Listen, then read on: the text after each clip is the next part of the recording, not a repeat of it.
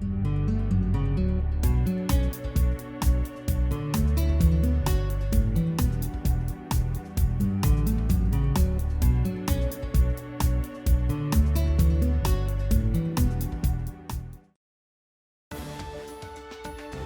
town of Farmington.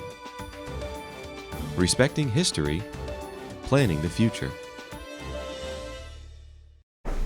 It is 7 o'clock. This is C.J. Thomas, Town Council Chair. We are calling this meeting to order. Before we start, just a couple of items. It's nice to be back after 178 days away, sitting at the dais together. We are wearing masks, as you can see, when we are speaking. Some of us will be taking our masks off to speak into the microphone so you can hear us more clearly. We will be stating our name before we speak because there are people coming in on Zoom. So that will be two slightly different orders of business from what we normally do. You see we've got our plexiglass separating us all here, and we have no public with us right now. So we have the Zoom, and all calls will be coming through the Zoom. We will start for the first time in 178 days saying the Pledge of Allegiance together. I pledge allegiance to the flag of the United States of America and to the republic for which it stands, one nation, under God, indivisible, with liberty and justice for all. We were all in sync too, that's kind of nice.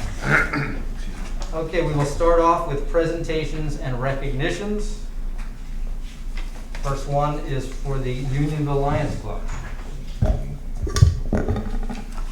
Good evening, Chris Fagan. CJ asked me to read this proclamation, and I'm glad to do it, having served as chair of the Board of Education and seen this process essentially take flight from its infancy and now to completion. So it's been a wonderful addition to the school district, and without further ado, I will read the proclamation from the Unionville Lions Club. Whereas the Unionville Lions Club was founded in December of 1970, and whereas the Unionville Lions Club is a group of service-minded individuals who seek to improve their community, exhibited by their motto, "We Serve," and whereas the Unionville Lions Club has provided numerous services to our community and schools, including sponsorships of Farmington High School scholarships, donations to food banks, and supporting local organizations such as the Boy Scouts of America, Cub Scouts, and parent-teacher organizations. And whereas the Unionville Lions Club generously donated $50,000 to Westwood's Upper Elementary School Playground and Recess Expansion Project, and whereas, as a result of the Unionville Lions Club long history of service in our community, the lives of the people of Farmington and Unionville have been enriched and enhanced. Now, therefore, let it be resolved that the Town Council thanks the Unionville Lions Club for their generous donation and for making a positive impact on the Farmington community. Dated this 8th day of September, 2020 at Farmington, Connecticut. C.J. Thomas, Chair of Farmington Town Council. Thank you, Chris. Our next proclamation is the Farmington Community Center. Thank you, Joe. Captain Farrell speaking.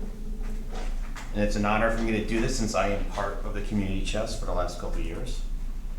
Whereas the Farmington Community Chest is a nonprofit organization founded in 1931, and whereas the Farmington Community Chest mission statement is to support initiatives to provide basic human needs, coordinate educational opportunities, and enhance community life for all residents of Farmington by making funds available to support programs and projects that specifically address these priorities.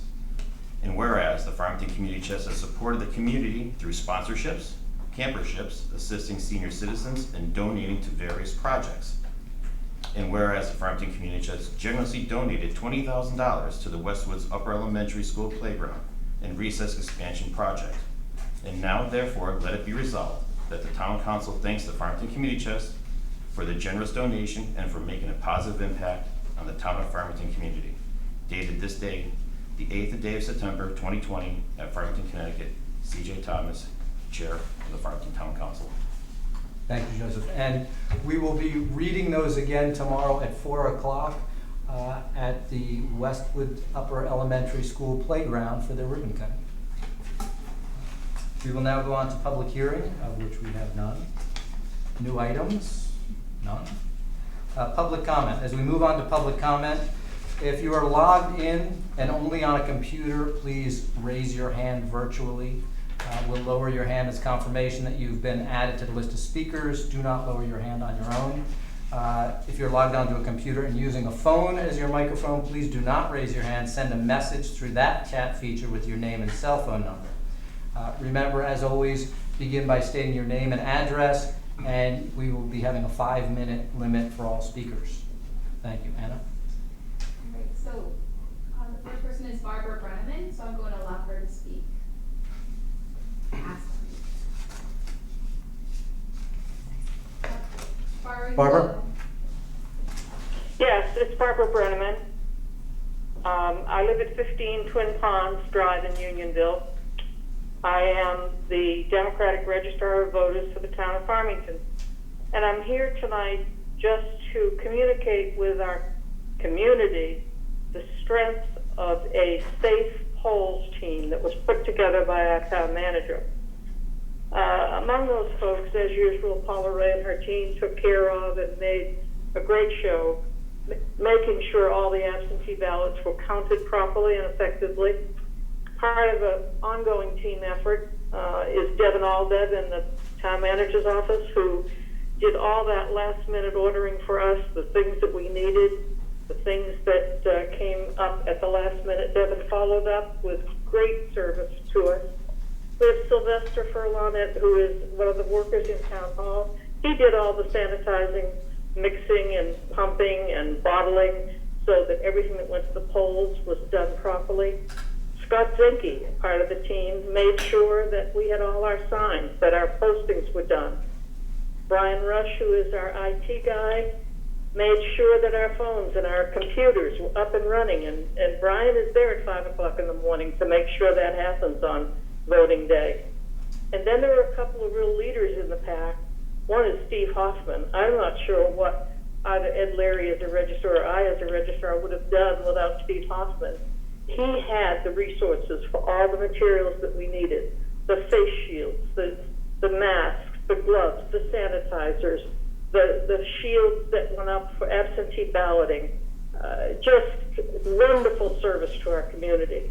And then the organizer, the one that kept me organized, was Erica Robertson, who was our assistant town manager. She had everything charted for me. I knew what I needed, when I needed. I knew what had been ordered and what hadn't been ordered. I needed to know at every stage of the weeks in advance of the primary what was going on, and Erica was the lead point on that, and I appreciate that more than you'll ever know. I hope that Kathy, our town manager, goes forward with another safe polls team for November. I think we need it, and I just wanted to come by and applaud all of you for a job well done. You made my life much saner. You made our voters safe, and you made our poll workers confident that we had gone out of our way to make them comfortable at the polls. So thank you. That's all I wanted to say. Thank you.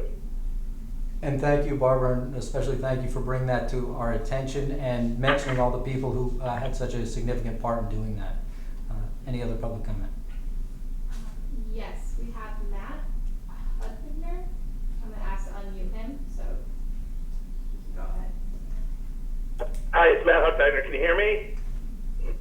Yes. Yes. Yes. Hi, everyone. Matt Hudbagner, 4 Deepwood Road. I took an early look at tonight's agenda and noticed, the school budget line came in under for 2019-2020, which, especially under the circumstances that we all live in with the budget pressures. I appreciate the Board of Ed being responsible and giving money back to the town, and I hope the town council considers that with the pressures the school will face this year, right, with trying to return to school in the current hybrid mode and hopefully full-time as much as possible. Thank you. Thank you, Matt. Any other public comment? None that I see. Okay. Hearing no other public comment, we'll be moving on to item G, reading of the minutes. Peter? Peter Mastro Batista. I'd like to make a motion to approve the July 14th, 2020 regular town council meeting. Joe Capitafaro, second. We have a motion and a second. Do we have any comments or questions on the minutes from July 14th? Excuse me. Seeing none, all in favor? Aye. Opposed? Motion passes unanimously. Next, reading of communications and written appeals. Kathy Blonsky, Town Manager, you have two pieces of correspondence in your packet. One was correspondence to Pura from me, and the other was a correspondence from Services for the Elderly. The Services for the Elderly is thanking the Town Council for their support, and the letter to Pura, as you can read, was this was my testimony about the town's unhappiness with Eversource efforts during the storm. Thank you, Kathy. And anyone who gets a chance to read that letter to Pura, they can see the definition of a strongly worded statement in that letter. Moving on, report of committees. Yukon Health Committee. Oh, no report. That's me. It's been a while. I apologize. Land Acquisition Committee. Peter Mastro, Batista, nothing new to report. The Green Efforts Committee. At this point, I'm sorry, Chris Fagan, nothing new to report other than, Erica, thank you for your efforts in getting everybody back together again. So we will be scheduling a meeting, getting, after a brief hiatus, back on a meeting schedule coming up very shortly. I have no date set yet right now. Thank you, Chris. And Farmington High School Building Committee. The building committee, okay, I'm Chris Fagan, sorry. The building committee, there's essentially no new developments to report. The project remains in pause mode.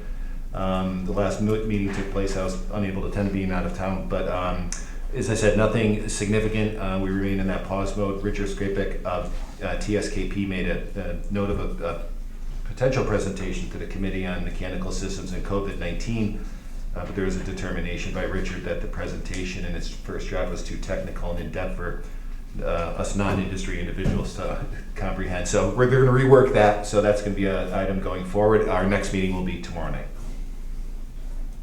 Thank you, Chris. Racial Equality Task Force. Joe Caponeferro, if you just give me a second.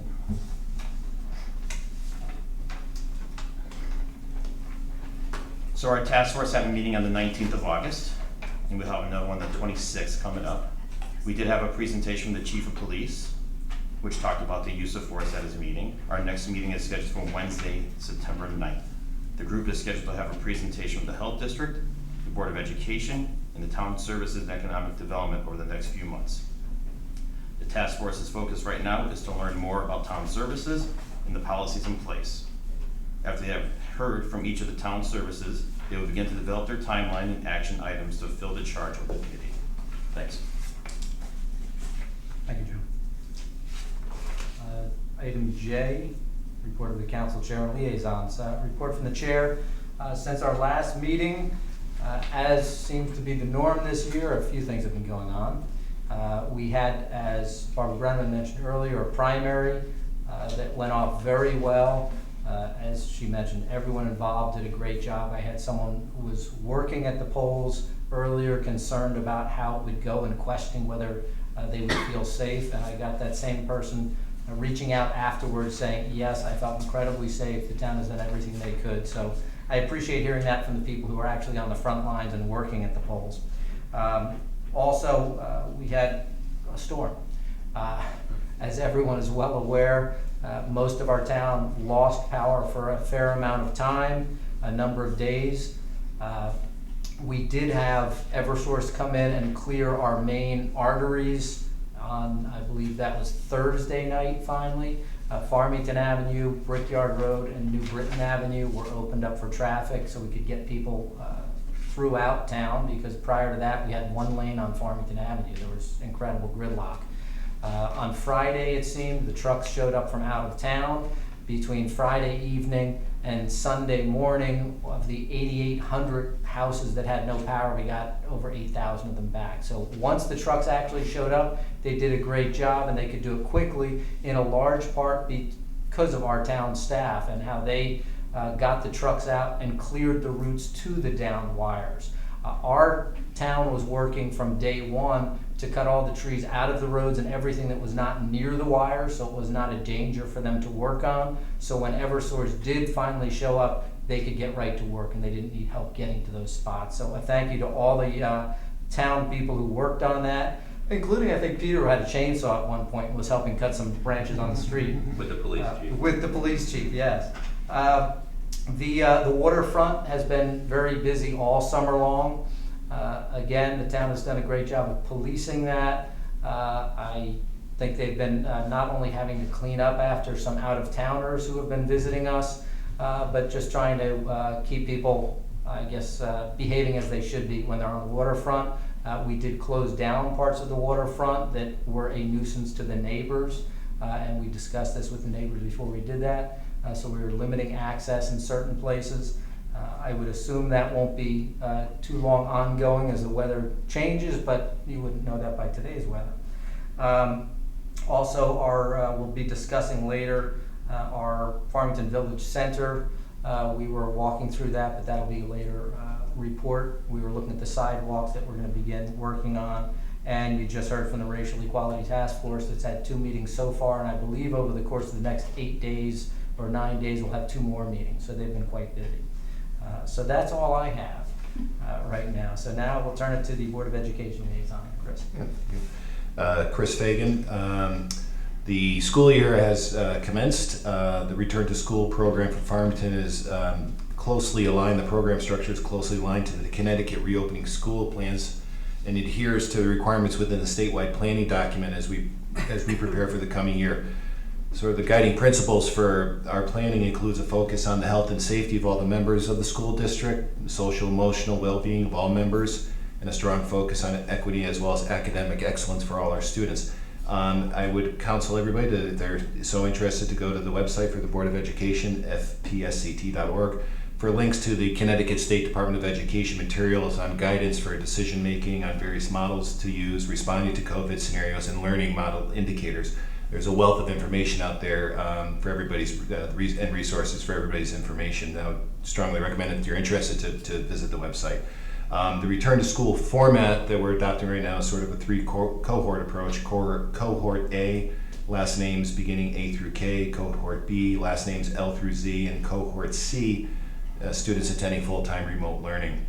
By way of example, cohort A would be attending in-person learning this week, while cohorts B and C are engaged in interactive learning. And next week it would switch where cohort B would attend in-person learning and cohorts A and C, and they'll change as they go through.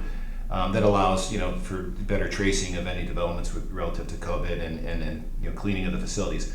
For informational purposes, lunch is served daily for both in-person interactive learning. Grab-and-go format for lunches is available for families in need, engaging in the K through 12 interactive learning. There's in plan a gradual transition to a full in-person model that will allow the district to ease into school year with mask wearing and other mitigation practices in place. This will allow the students to build predictable routines in both in-person and interactive learning. The Board of Education's goal is to monitor the health trends at the outset prior to bringing cohorts together in a staggered approach to full in-person learning model in mid to late October. Thank you, Chris. Economic Development Commission liaison. Yes, Edward Gianaros. The Economic Development Commission is hosting their fall business breakfast on September 22nd from 8 a.m. until 9:30 a.m. The keynote speaker will be Mr. John Traynor, Executive Vice President and Chief Investment Officer at People's United Advisors. Mr. Traynor will share his thoughts and insights on the Connecticut economy in 2020 and beyond. As Chief Investment Officer, John directs the overall investment process and has ultimate responsibility for the work of various investment committees. He also serves as the chief spokesman for the firm's investment outlook through regular strategy briefings. He's appeared regularly on CNBC, Nightly Business Report, and Fox Business Network, as well as being quoted in the New York Times and Wall Street Journal.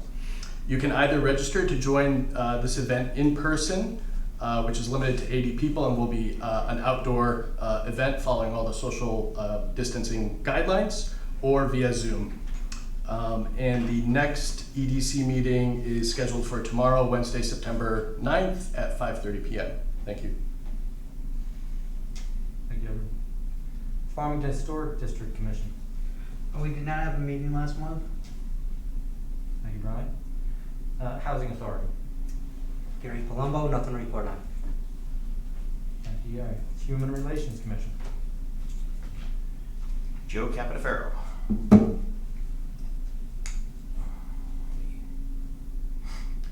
Our next meeting is for September 21st. At that meeting, HRC Chairman Jay Tulin is hoping to discuss anti-Semitic information. He's hoping to talk to the Board of Ed and to the council to hope to bring more information and awareness about what's going on around the world and to try to bring some information to our classrooms. That's it. Thank you, Joseph. Library Board. Gary Palumbo, nothing to report. Thank you, Gary. Town Plan and Zoning Liaison. Joe Capitaferro. Our next meeting is the 14th, this coming Monday. Unionville Historic District Commission. Edward Gianeros. The Unionville Historic District Commission met on Thursday, August 13th. The commission discussed and approved a certificate of appropriateness for 99 Lovely Street. The changes proposed will keep with the look and feel of the historic district. And the next meeting of Unionville Historic District Commission is scheduled for Thursday, October 1st at 7 p.m. Thank you, Edward. UVIA. Edward Gianeros, nothing to report. Water Pollution Control Authority. Joe Capitaferro. Our next meeting is tomorrow night at 7 o'clock. And I do want to thank everybody over there for all their tireless work during the storm. Employees brought out generators to all the downed pump stations to keep everything flowing. And worked 24 hours a day, making sure they're up and running, oil changes to the machines to keep the town nice and clean. And that's all I have. And that was no pun intended. And yet, that is an extra thank you to the Water Pollution Control Authority. During that power outage, when they had been redone, all the generators, the new generators, kicked in without any flaw, and things did run very well. Are there any other liaisons or commissions that I have not asked? Okay. Seeing none, I will move to the report of the town manager. Kathy Blonsky, Town Manager. You have the written report in front of you. I'll just go through a few items. CJ did touch about the tropical storm. It was a busy time for us. As I have in the report that we did declare a local state of emergency. We opened up our emergency operations center. 75% of the residents lost power from August 4th to 99% were back on Sunday, August 9th. We did quite a bit of communication. We created an informational page on our website. We sent out 11 community updates, including Everbridge alerts, Explore Farmington website and Facebook posts, Community and Recreational Service Facebook posts, Fire Department and Police Department Facebook posts. We sent out 2 townwide residents and business updates. Our Tungsten Mead compost area hours were extended. We had 2 comfort centers opened from August 6th to August 9th, and we had approximately 400 residents utilize the centers. Our 3 main fire stations set up hoses and residents to have free access to water. And the town police and public works crew cleared numerous roads during and after the storm. And our emergency personnel responded throughout the storm. And we now have submitted our required paperwork, and we've submitted testimony to PURA and the state legislative delegation regarding Eversource's response, and we've had an after action plan. So I think overall the storm was difficult for our residents, but I think our employees and stepped up to the plate, and we did what we had to do. We received a safety award in our fire department, and that safety award is presented to a fire service organization that has demonstrated an outstanding commitment or made significant strides in the health and safety of its firefighters with continual progressive programs and initiatives. So congratulations to our fire service and the award that they received. I think I mentioned at the last meeting, but we didn't have a full report. I'm really pleased to announce that we've recently been awarded a number of grants for public works projects. The first one is $1 million from the State of Connecticut Department of Economic and Community Development for the Main Street Sidewalk Improvement Project. So that one, I think we did mention it, but that was $1 million. The second one was $1 million from the State of Connecticut Local Transportation Capital Improvement Program, the LOTSIP, for the second phase pavement rehabilitation project for Brickyard Road. And the third one was $150,000 from the Capital Region Council of Governments, CROG, for a grant to conduct a study of the third bridge.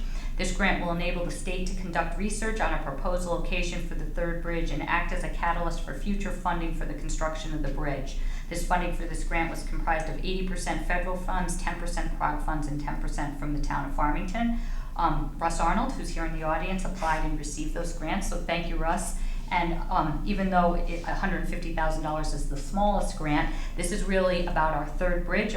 It's really the catalyst about getting start the third bridge in Farmington. So it's really great that the state is looking at this, and maybe we'll get that project moving. So great job, Russ, thank you. The next item is the Farmington Historic District Study Report, and this is just an update that says that you guys will be receiving their report scheduled for late 2020, and a public hearing will be scheduled in early 2021. And that's 5 properties for inclusion in the Farmington Historic Districts and the designation as a historic property.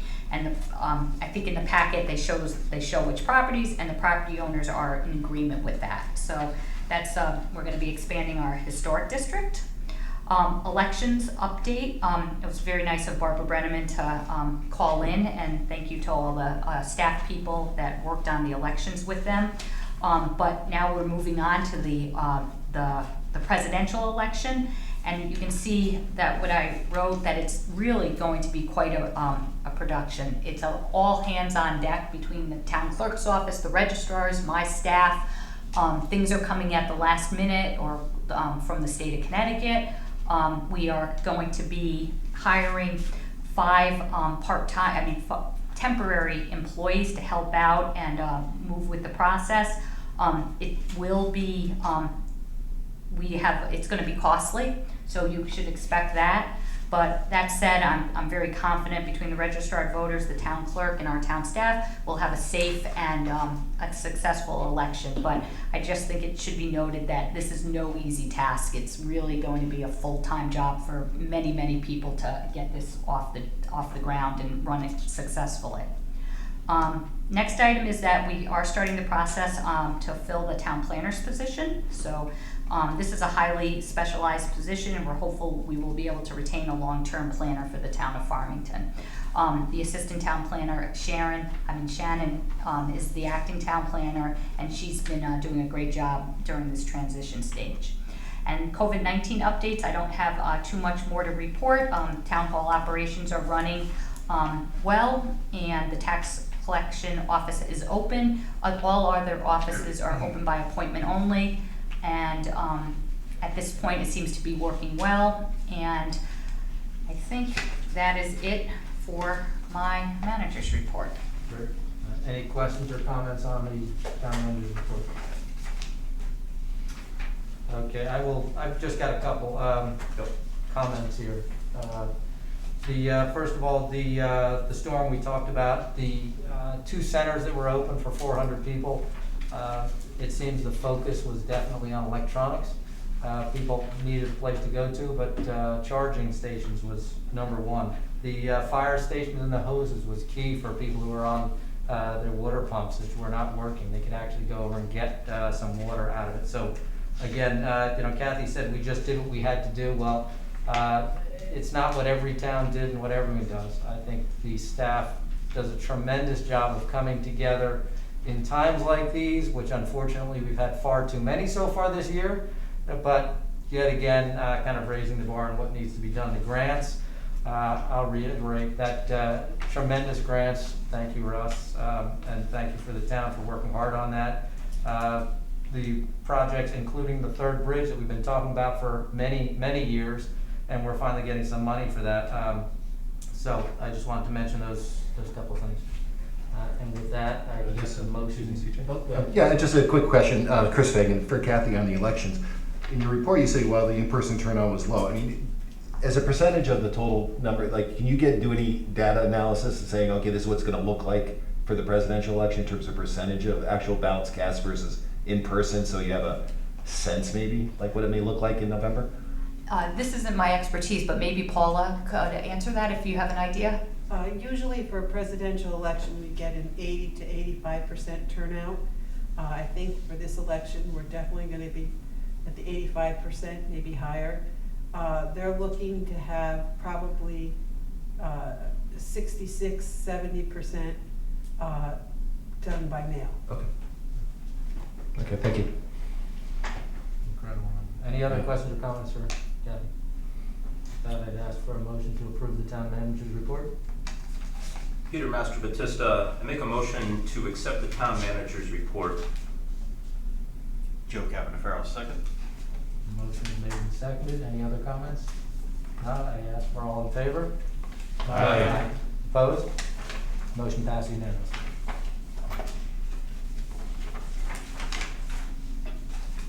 Moving on to item L, appointments. Peter Master Batista, agenda item L3. I make the motion that Bob Eisner be appointed to the Conservation and Inland Wetlands Commission for a 4-year term beginning October 1st, 2020 and ending September 30th, 2024. Joe Capitanaro, second. We have a motion and a second. Any discussion? All in favor? Aye. Opposed? Motion passed unanimously. Peter Master Batista, agenda item L4, that Mark Simpson be appointed to the Conservation and Inland Wetlands Commission for a 4-year term beginning October 1st, 2020 and ending September 30th, 2024. Joe Capitanaro, second. We have a motion and a second. Any discussion? Seeing none, all in favor? Aye. Opposed? Motion passed unanimously. Peter Master Batista, agenda item L5, I make a motion that Phil Chabot be appointed to the Economic Development Commission for a 2-year term beginning October 1st, 2020 and ending September 30th, 2022. Joe Capitanaro, second. We have a motion and a second. Any discussion? All in favor? Aye. Opposed? Motion carries unanimously. Peter Master Batista, I make a motion for agenda item L8 that Wendy Koo be appointed to the Farmington High School Building Committee beginning immediately for an indefinite term. Joe Capitanaro, second. We have a motion and a second. Any discussion? Kevin? Yes. So I've heard from multiple people on the Board of Education some concerns with Wendy Koo and having her on the building committee. So that was a little concerning to me, that supposedly she's made some inflammatory remarks about the Farmington public school system in the past on social media. Maybe those posts have been since taken down. So I have a concern when I hear that the chair of the Board of Ed has a major concern with this person, as well as other people on the Board of Education. I'm just curious, what was the decision-making process in selecting this person? We found someone who is a high school teacher in Simsbury who teaches technology and engineering, who has been involved in this process and following the process for a number of years, and also is a regular attendee at the Connecticut Home Builders Association and a lifelong resident of Farmington. So we felt that was a very good fit for this board. Could I just ask one Yes, question? Brian, absolutely. And who is she replacing? This is Brian Connolly. Who would she be replacing on the board? Garth Meehan, he moved out of town. He's in Simsbury now. Right, and he was an architect, right? He's a builder. He's a builder. Not official Designer. architect, but- Okay, builder designer. So, as I recall, when they were putting that panel together, they were picking everyone for some very specific information and expertise that they had. And now this person is a teacher, and I'm sure she has great qualifications as a teacher, but I'm wondering, for the balance of the panel, should we be looking at someone who has builder, structural engineering? Because we also lost Paul Cianci, who's a structural engineer. So we've lost now a structural engineer and a builder or someone with building experience. That I think that kind of throws the experience pot that we put together a little bit out of whack. And I know we have some very strong educational people on the panel. And I'm wondering, not that I have anything against, the recommendation, but my question is, should we be trying to find someone with the expertise that has gone missing so that we have the proper balance for the input that this commission requires? That's a good question, Brian. I think, first off, as I recall, we didn't have a specific checklist of different types of career paths that were on this committee. We do still have a builder. I'm not sure whether there's a builder and a designer, or just a builder that's on the committee currently. Also, the phase that we're in right now compared to when we were starting this process and looking and choosing a design, we've already gotten past that. We've chosen a design. I've had discussions with people on the building committee in the past, and one of the things that we talked about was how the committees changed what their focus is right now, and it's sort of not working on that building design. So I don't think that's quite as important right now. The other thing, just to address Edward's comments, as far as any comments, I went back 18 months on social media and could find no comments. It's possible there were some that were before that, and it was brought to my attention also by the chair of the Board of Ed that this person did not support the building when it first came forward, the last time when actually the project failed 2-1.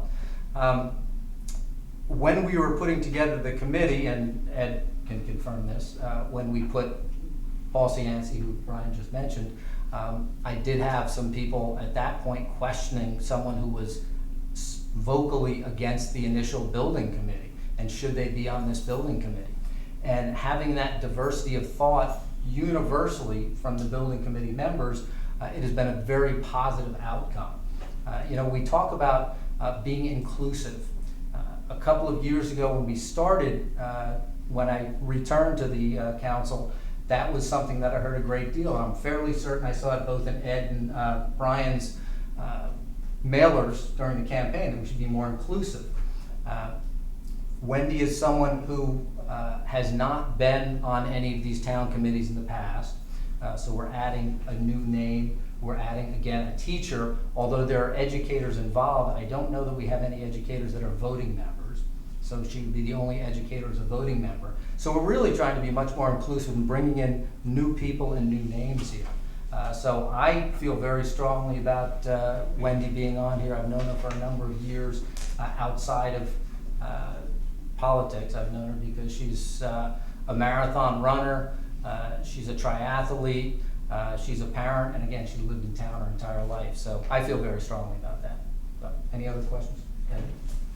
Yep. Well, first of all, I want to say I agree with you in terms of wanting to have inclusivity. I think that's a great thing, and having different views, that's a great thing. I do agree with Brian that it makes more sense to fill the position with a skill set that we're losing. And I think there's one aspect of this that does lend itself well to having a designer or builder, is we charge the committee to come back to us to meet a certain net municipal cost level. And I think having a designer or builder on the committee is certainly going to help them get to the best outcome to meet that threshold that we set for them with net municipal cost. But they've already come back with that number. They came in at 109 point something for a range of 105 to 109. So I appreciate the thought, but we're beyond that is what I'm saying right here. We've got to the point where we're looking at design. Now we're really, the most important things are getting out to the community. One other added, since we're talking about including more people and being more open, Wendy Koo is a member of the Chinese American community. That's a community that I don't think we did very well in with the last building, and we're trying to really promote this project throughout our town to numerous different aspects and areas of town, and anywhere we can reach out and broaden our scope, I think it benefits this project, and I think she'd be doing a very good job with that. Any other question or comments? Yeah, Peter Master Batista, I just have one comment. I don't think it's a bad thing whether someone was for or against this project the last time. I think moving forward, even if you put someone with fresh eyes on something to see something, that's not bad either. And quite frankly, what you heard in the past, Ed or Brian, I'd like to know what you heard in the past.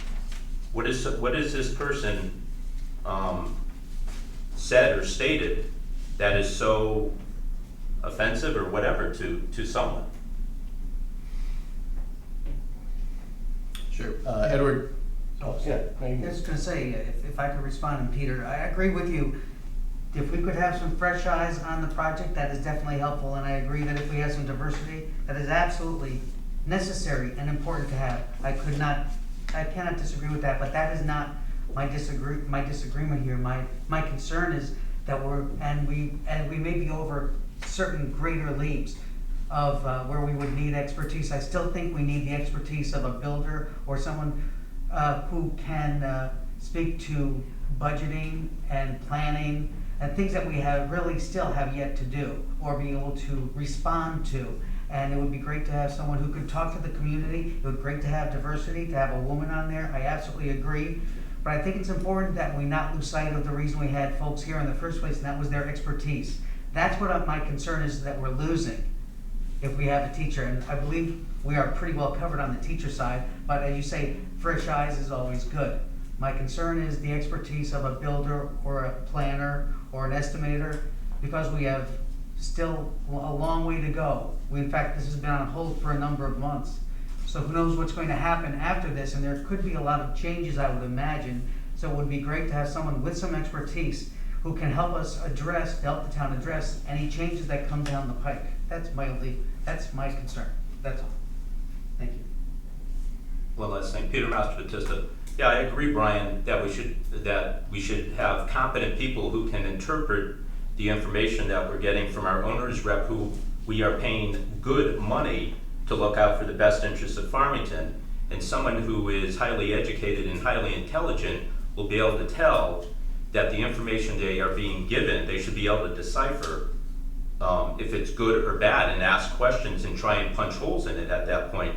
I don't think you need to be have an architectural degree or an engineering degree to listen to the reports from our owners reps, our architects, and our other professional staff that are giving this building committee, I'd like to think, the best information they can get to make a good, educated decision.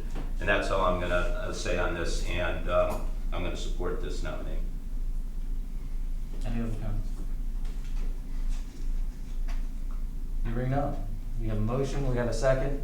All in favor? Aye. Aye. Opposed? Nay. Nay. Okay. Would we like to poll, or could we see, well, just go down the line? Sure. Brian Connolly, nay. Edward Gineros, nay. Chris Fagan, yay. CJ Thomas, yay. Peter Master Batista, yes. Joe Caponeferro, yes. Gary Palumbo, yay. 5-2, motion passes. Agenda item L9, Peter Master Batista, excuse me.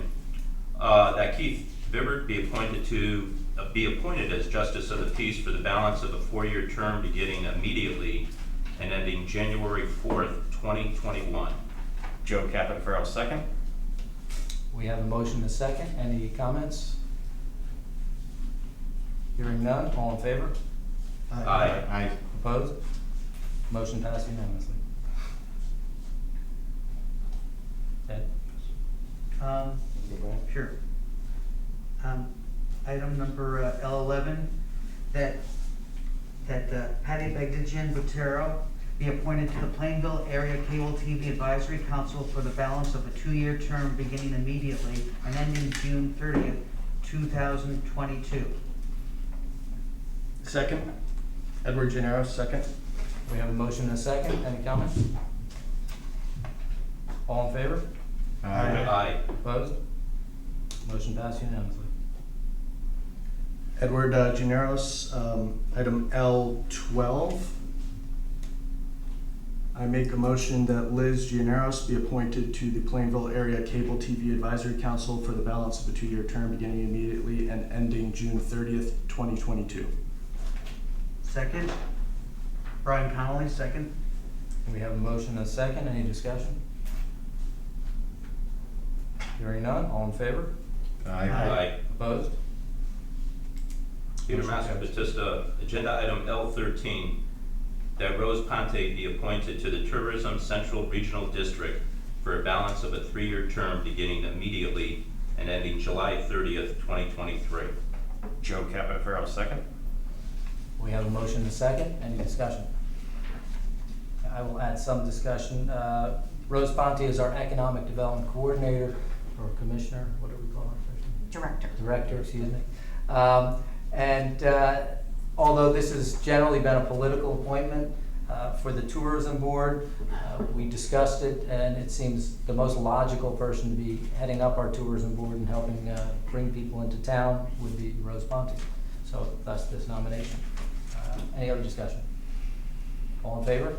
Aye. Opposed? Motion passed unanimously. Peter Master Batista, agenda item L14. Make a motion that John Brennaman be appointed to the Unionville Historic District Commission for the balance of a 5-year term beginning immediately and ending September 30th, 2022. Joe Capoferro, second. We have a motion and a second. Any discussion? Hearing none. All in favor? Aye. Opposed? Motion passed unanimously. Peter Master Batista, agenda item L15. I make a motion that Robert Hoffman be appointed to the Unionville Historic District and Properties Commission for a 5-year term beginning October 1st, 2020 and ending September 30th, 2025. Joe Capoferro, second. We have a motion and a second. Any discussion? Hearing none. All in favor? Aye. Opposed? Motion passed unanimously.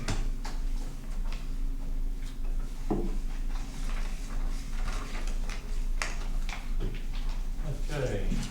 Moving on to item M, old business. Hearing none. Item N1, new business. Peter Master Batista, agenda item N1. I make the motion to recommend that the Farmington Village Center Parsons Property Ad Hoc Committee hold a public informational meeting on the committee's phasing and design plan, Phase 1, for replacement of sidewalks on Main Street / Route 10. Joe Capoferro, second. We have a motion and a second. Kathy? You can see in our note that on page 2 is our recommendations for Phase 1 for sidewalks, crosswalks, the realignment of Colton Street and the enhancements of the realignment of the existing pocket park, and new sidewalk construction. So I don't know if members of our committee want to go through it, or you would like me to go through it. It's each of our phasing and what we recommended. As you can see, I think we met 3 times or twice, and we walked the site, and our charge was to come up with the phasing portion of the BSC Streetscape Improvement Plan. Eddie, why don't you go through it briefly, and if any of the members of the committee have questions or comments, they can add afterwards. Okay, so our recommendation for Phase 1 is on the sidewalks, is that both sides of the sidewalk shall be replaced starting on Main Street from Route 4 to Tunxus Street. The replacement sidewalk shall be concrete. The replacement sidewalk shall meet ADA design standards, and I just wanted to make some clarification on that, is that our intent is that they would be, when conditions allow, new sidewalks will be a total width of 5 feet. The minimum allowable width will be 3 feet. However, that's not what we're aiming for. We're aiming to go for 5 feet whenever possible. Grass borders will be continued whenever possible. There will not be any brick borders. Every attempt will be made to preserve the trees along Main Street, and every attempt will be made to stay in the town's right of way. The crosswalks will be stamped brick. The locations of the crosswalk would be Meadow Street in front of the firehouse, Tunxus Street, School Street, and Mountain Road. We're also proposing a realignment of Colton Street and the enhancement or realignment of the existing pocket park. This realignment of Colton Street will be done in conjunction with the sidewalk project. These funds will be from the town's road reconstruction budget, not from any sidewalk grant or town sidewalk funds. And the existing pocket park will need to be realigned and enhanced. We also are recommending, if there are funds available, the committee would like to add a new sidewalk on the east side of Main Street from Tunxus Street to Main Gate subdivision. The funding, to date we've received $1,850,000 in grants, and then in our capital budget the town allocated $150,000, so we have a total of $2 million available for the project. The total project cost the total cost of the sidewalk replacement project is unknown until we go out to bid. However, we are hopeful that the $2 million will enable the town to implement the Phase 1 recommendations. Our next steps are, we are recommending that we have a public informational meeting sometime in late September, early October. We go out to bid in the winter of this winter, 2020-21, and then phase 1 construction would be into the spring and summer of 2021. The committee is making these recommendations based on the BSC report and the following considerations. Due to the current condition of the existing sidewalks, the ad hoc committee is recommending that the majority of funding available be used to replace as much of the existing sidewalks as possible. The committee is recommending that new sidewalks, lighting, and enhancements that are included in the BSC report be included in phase 2. The project area currently has street lighting, and additional decorative lighting was included in the BSC report. The committee is recommending that decorative solar lighting be included in phase 2 of the project. Solar lighting does not require conduits to be installed in phase 1. So again, this group used the BSC report, and this is our recommendation for the phasing of phase 1. That would get us hopefully from both sides of the street, from Route 4 to Tunxton Street, and then new sidewalk, if funds allowed, from Main Street, from Tunxton Street to the main gate subdivision. Great, thank you, Kathy. Brian, anything you'd like to add? I think the committee did an excellent job putting this together, but I do have a couple of points I would like to clarify on that is item number 3 on the sidewalks. Ruth Grovey had reached out to all of us and asked that we reflect that, and you kind of mentioned it. I just would like to see that the language in this document be reflected to say every attempt will be made to have replacement sidewalks meet U.S. Access Board PROWAG standards, including a width of 5 feet, which I know is what you alluded to. I know it was in response to that, but I would like to see the language in there change so that our citizens know that we hear them and reflect what their concerns are. Great. My other question is, when this goes out to bid, I know that we were hoping to get this down to Tunxton Street, but it's possible that if the budget can take it further, is that that's a good thing? Is that a possibility? Yeah, I think the intent is if it goes out to bid and we have money available to continue it on. Right. Then the last point is, after we have our public hearing, is it possible, after hearing what the public have to say, that we could make some adjustments to this? I believe so. Is there any reason you could not, Kevin? Yeah, I think that's the whole purpose, is that we have the informational meeting. It's not going to really be a public hearing, but it's have an informational meeting. We'll hear what the public has to say. Then you guys will come back, and then you'll kind of give us the blessing to go ahead. If there's any changes that had to be made, then the council would make it at that time. Right. I just want people to know that we're not making decisions for them. We want to hear from them before we make final decisions. Right. I think that was just for clarification. Yeah. I thought that was an important point to share with everybody. Sure. Peter, anything you'd like to add? No, I'm good. Great. Kathy, I just wanted to make a point that the things that Brian were talking about, the change in language, is not part of the motion tonight. All that is in the note. Oh, okay. The motion is only the top. Oh, okay. Right. So Brian, I can clean up the recommendations, and then you're actually, at this motion, thank you, Paulie, all you're really doing is that you're recommending that we hold a public informational meeting. Perfect. Okay. Thank you. Right, thank you, Paul. And this has been an ongoing discussion that we've been working on for a while. I think we got some tremendous grants that were very helpful in moving this forward, so we're looking forward to hearing from the public at the public hearing. Any other discussion from members who are not on board? Seeing none. Do we have a motion? Yep. We have a motion and a second. It's been a while. All in favor? Aye. Opposed? Motion passed unanimously. N2. Peter Master Batista, agenda item N2, make a motion to authorize the town manager to file and execute an application for state financial assistance with the State of Connecticut Department of Housing for an affordable housing planning grant to provide additional information to execute any other documents as may be required to execute an assistance agreement with the State of Connecticut if such agreement is offered, to execute any amendments, decisions, and revisions thereas, and to act as the authorized representative of the town of Farmington. Joe Captain second. We have a motion and a second. Kathy? As you remember, we did receive a grant, and now this is just the paperwork that goes along with the grant to receive the grant. Thank you. Any questions or comments? Seeing none, we have a motion and a second. All in favor? Aye. Opposed? Motion passed unanimously. Item N3. Peter Master Batista, agenda item N3, I make a motion that the following appropriation transfers be made from and to the accounts listed below in the fiscal year 2019-2020 general fund budget. Joe Capital, second. We have a motion and a second. Kathy? So your motion is, this is the balance the books, and we're transferring needed to cover overages in the various departments as part of the year-end closeout. So that's the motion on page 1. You see that we have to move $292,000 from those 4 departments into the numerous departments underneath.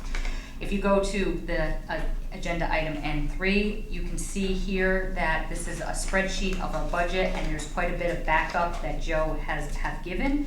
But as you can see that we ended the year in a very good position, and you can see on the page, on this spreadsheet right here, excess of revenues over expenditures is $1,244,986, and then we show our unassigned fund balance as of June, and then our unassigned fund balance of 2020, and it tells us our general fund revenue and our fund balance as a percentage is 14.72%. So on the revenue side of the budget, we were 58,384, so that was in the positive. And on the expenditure side, 616,310, and then our debt service was we had 432,282.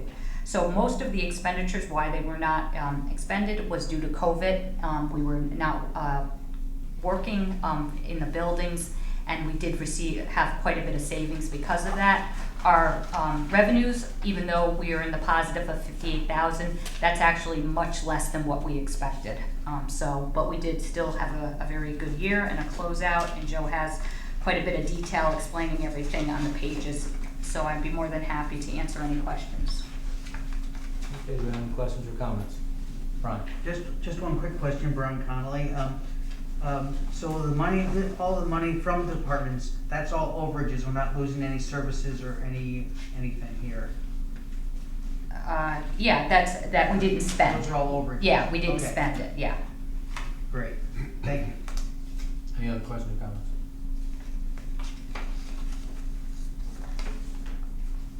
Okay, hearing none, I will just give a job well done on the expenditure side for the entire town.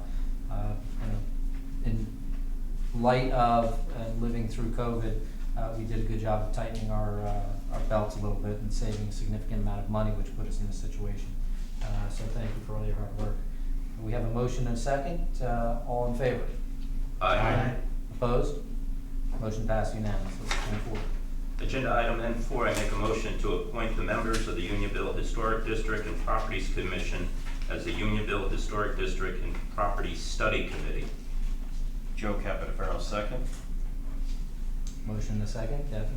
The Unionville Historic District and Property Commissions has requested that the town council appoint their body as the Historic District and Property Study Committee for the purpose of creating new historic districts, expanding existing historic districts, and/or designating new historic properties within Unionville. So they have their members listed below. So they are starting their process, and so we're going to have the Farmington Historic District working on expanding their district, and also the Unionville Historic District. Thank you. Any questions? Just one comment, as you see through in some of our further pages in the agenda where there are some houses listed from Farmington. Basically, town or individual homeowners are approached, and no one is put into a historic district or designated historic without their approval. So we have a motion and a second. All in favor? Aye. Opposed? Motion passed unanimously. N5. Peter Master Batista, agenda item N5, I make a motion to award a contract for the purchase of one Pierce Aero XT 100-foot mid-mount telescoping ladder with platform truck and related equipment to Pierce Manufacturing, Inc. of Appleton, Wisconsin, at a purchase price of $1,493,657. Joe Capital, second. We have a motion and a second. Kathy?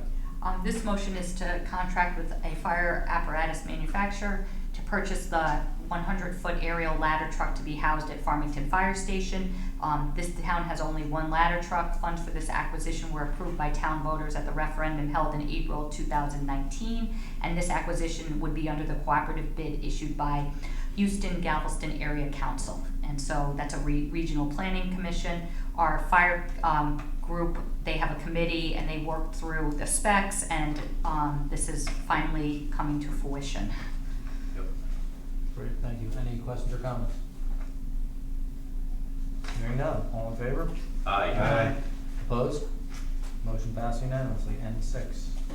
Peter Master Batista, agenda item N6. I make a motion to award a contract for the purchase of one 2020 model number 31699 Groundmaster 5910 wing deck mower to Turf Products Company of Enfield, Connecticut at a purchase price of $114,549.21. Joe Capaferro, second. Have a motion and a second. Kathy? This motion is to contract with a vendor to purchase a wing deck mower to replace the 2010 mower with over 3,500 operating hours. This mower has a 16-foot wingspan and is used to mow open areas such as fields. This acquisition was included in fiscal year 2021 capital budget. This acquisition would be under our cooperative bid issued. Thank you. Any questions or comments? We have a motion and a second. All in favor? Aye. Opposed? Motion passed unanimously. Peter Master Batista, agenda item N7. I make a motion to award bid number 296, maintenance and repair of police vehicles to Farmington Motorsports of Farmington, Connecticut, in accordance with their bid proposal dated June 16, 2020. Joe Capaferro, second. I have a motion and a second. Kathy? This bid is to contract with a vendor to provide maintenance and repair services for all town police vehicles. The award would be for the period of July 1st, 2020 to June 30th, 2021, with the option to extend the contract for one additional year.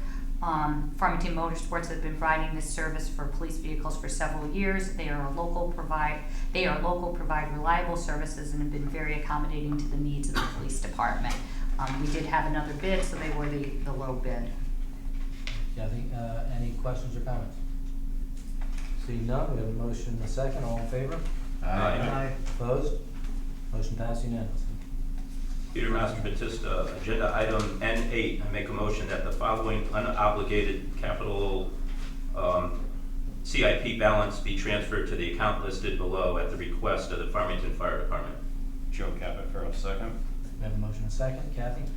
As you can see on the motion, it would be transferring $25,000 from fire station renovations into the account, $25,000 into communication upgrade. When reviewing the total amount appropriated for fiscal year 2021 from various capital projects, the three fire chiefs felt that they would rather have funds appropriated for the fire facility project combined with the communication upgrade project so that they could put their efforts into managing and moving forward with the communication upgrade project. If you remember just recently at our budget time, we did put $25,000 in fire station renovations just to get them started, but we really weren't going to be able to do much with it, and we minused out communication upgrade to make it a longer phasing of the project. They'd like us to move that fire station renovation money into the communication upgrade where they could really get started on that, and they would be looking for the renovation money the following year. Great, thank you, Kathy. Any questions or comments? Seeing none, we have a motion and a second. All in favor? Aye. Opposed? Motion passed unanimously. N9. Agenda item N9, Peter Master Batista. I make a motion to ratify the attached tentative agreement between the town of Farmington and the Farmington School Nurses. Joe Capaferro, second. Have a motion and a second. Kathy? The town and the Farmington School Nurses met to negotiate pension only in accordance with Article 6 of the agreement in effect between Farmington School Nurses and the Farmington Board of Education. The town is the responsible party to negotiate pension benefits. This group represents the Board of Education school nurses. What they had come to an agreement with was that for employees hired on or after July 1st, 2020, the town will provide a defined contribution, a DC, for retirement purposes in lieu of participating in the pension. This places all new hires in this unit on the same plan design as almost all town employees. Employees are required to contribute a minimum of 6% of the employee's annual base salary and may contribute up to the maximum by law. The town will match the employee's contribution at 100% to the maximum of 6%. The pension fund will see savings from this change. However, exact impact is unknown due to the need to contribute the 6%. This is again what we've been working towards, to have all employees not getting off the traditional pension benefits and moving to the DC plan. So this was negotiated to get the school nurses. You will see in the next item, this is because it's part of our ordinance, we'll have a next item that will have to have a public hearing on it, and then it becomes part of the ordinance, but that's the next item. Thank you. Any questions or comments? Seeing none, we have a motion and a second. All in favor? Aye. Opposed? Motion passed unanimously. N10? Peter Master Batista, agenda item N10, I make a motion to set a public hearing on October 13th, 2020 at 7:05 p.m. online via Zoom webinar to amend the Farmington Town Code, Chapter 51, Pensions.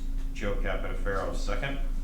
As I just mentioned, the pension is outlined in Chapter 51 of the code, and it needs to be updated to include this new provision for the Board of Education school nurses. The first step is an ordinance change process, is to hold a public hearing on the changes. If there's no objection to the changes, there will be an item on the next town council's agenda to approve the ordinance update. Thank you, Gabby. Any questions or comments? Have a motion and a second. All in favor? Aye. Opposed? N11? Peter Motion Master. passed unanimously. Yes. Peter Master Batista, agenda item N11, I make a motion to accept and approve the Route 4 Transportation Safety and Improvement Study. Joe Capitafaro, second. Have a motion and a second. Kathy? The work for the Route 4 Transportation Safety and Improvement Study began in 2016 and includes an advisory committee comprised of representatives from the town of Farmington, CROG, Connecticut DOT, Yukon Health Center, and Metro Realty, with consultants from Ty and Bond. And you can see the different goals of the study. This is a study we've been using, even though it's just finally being finalized. But if you can, right now in the study, it's in the whole Yukon area, and there's numerous goals. And now we take this study and we apply for grants to have this implemented. So that's the whole purpose of it. And it's the areas, all intersections along the Route 4 corridor from the drug handle to Talcott Notch Road, all intersections along South Road from Route 4 to the four-way stop sign at Colt Highway, all intersections along Colt Highway, Route 6 from South Road to Birdseye Road, and all intersections along Munson Road from South Road to Middle Road. Yeah, and these recommendations address both existing issues and those resulting from the forecasted travel demand and potential development growth that is expected to occur in the town of Farmington and the surrounding region by the year 2040. Great, thank you, Gabby. Any questions or comments? Brian, sorry. One thing that I didn't say here, I may have missed it, but did I hear some discussion of doing a roundabout at the Route 684 entrance? There is a roundabout, Russ, maybe you can talk to that. Oh, up there? Yeah, please.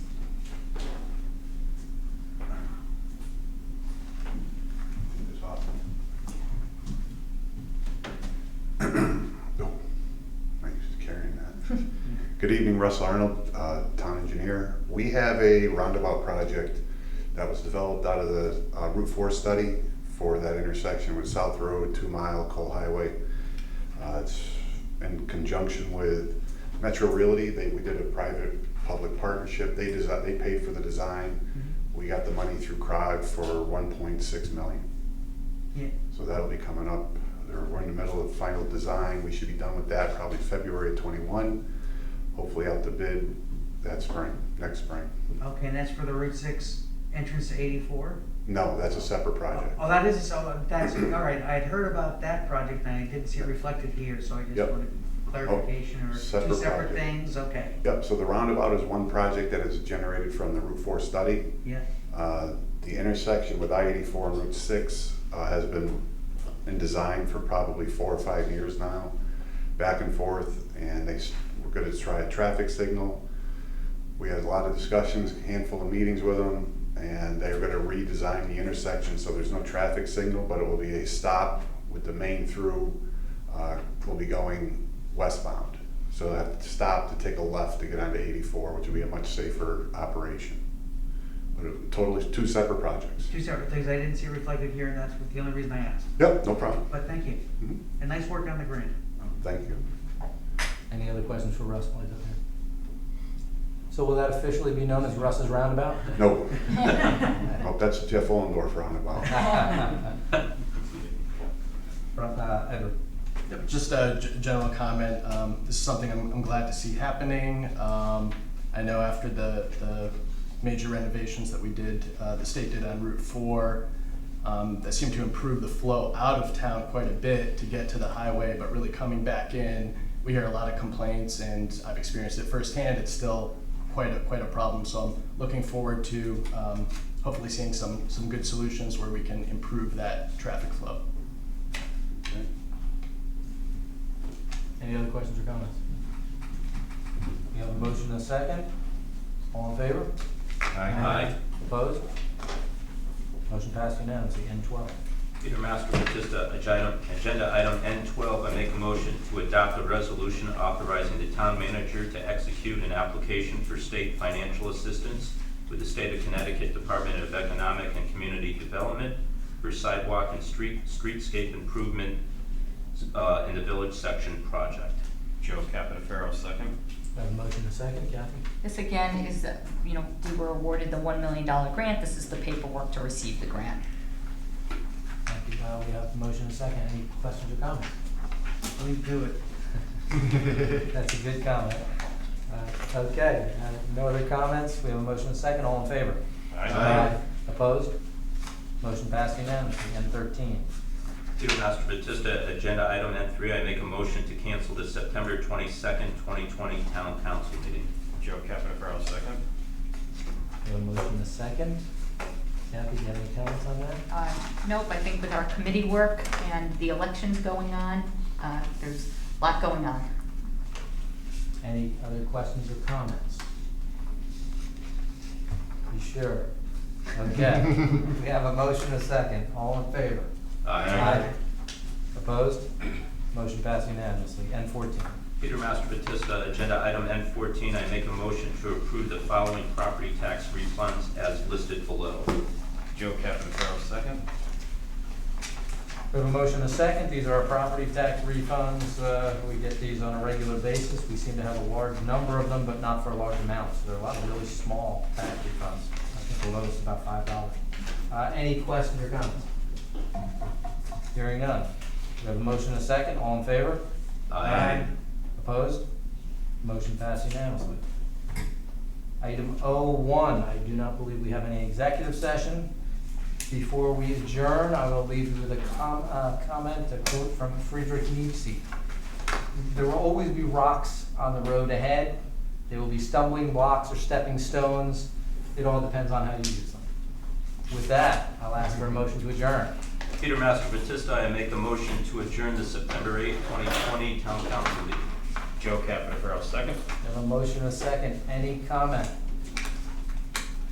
Welcome back, everybody. Congratulations. With that, we are adjourned, 8:11. Thank you.